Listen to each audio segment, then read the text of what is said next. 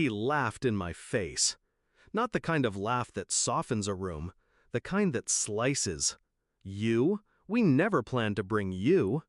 That was my father's answer when I told him I'd saved for months to join the family trip. My money, my sacrifice, my hope, dismissed with a smirk. The others laughed too. My stepmother covering it with a cough, my half-siblings hiding smiles behind their hands. They knew the truth long before I did. The trip never had a seat for me. I walked away quietly, and in that silence, my revenge was born. I grew up being the extra chair at their table, the afterthought, the mistake they carried like a stain. When they took photos, I was the one cut off at the edge. When they made plans, I learned of them last, if at all. And when I tried to belong, my father's words always reminded me, "You're not really one of us." But I adapted. I stopped asking. I watched instead. Watching always reveals the cracks. My father bragged about his efficiency, how he booked all their trips through one airline account, how points stacked into upgrades, how every confirmation email went to the same inbox. He thought no one noticed the password scribbled on a sticky note under his desk, but I did. At the time, I never used it. I just kept the knowledge tucked away, like a loaded gun in a locked drawer. Until the night he laughed at me. I waited. I listened to them pack their bags. I heard their chatter about beaches, cocktails, luxury hotels. I smiled when they bragged about business class seats. And when the house finally went dark, I opened my laptop, logged in. Every ticket, every booking, staring back at me. It took one click. Cancel. Another. Cancel. And another. By the time I was done, every seat they had secured was gone. Refunds? Redirected, reissued into vouchers I alone controlled. The perfect crime wasn't theft, it was erasure. Morning came like nothing had happened. They left with rolling suitcases, snapping selfies at the door. My father brushed past me without a glance, confident his world was untouchable. I stayed behind, calm, silent, waiting for the storm.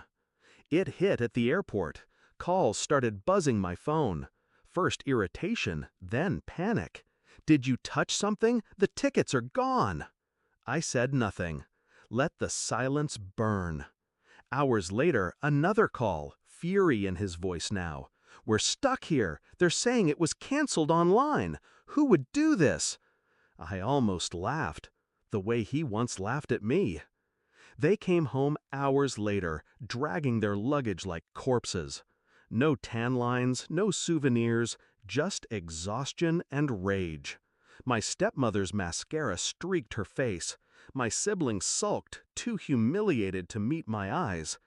And my father? He exploded. "You ruined everything!" he screamed. I didn't raise my voice. I just looked at him, steady, unshaken. "No. You ruined everything the day you decided I wasn't family." For once, there was no comeback, no laugh, no insult, just silence. The kind that suffocates. Because he realized in that moment what I already knew, I was never weak. I was never disposable. I was simply patient. The weeks after, I noticed the shift. Their friends whispered about the failed trip. His business partners joked about his mistake. He hated being the punchline, hated the way control slipped from his grip. And I watched it all unfold, calm, detached. Do I regret it? No, because I didn't take their money. I didn't shout or fight or beg. I mirrored their cruelty back to them. They wanted me excluded, so I excluded them from their perfect escape. My father always believed power was in his laughter, in making me small. But real power was in silence, in the click of a button. And when they sat stranded in that airport, surrounded by strangers, humiliated and helpless, I knew I had won.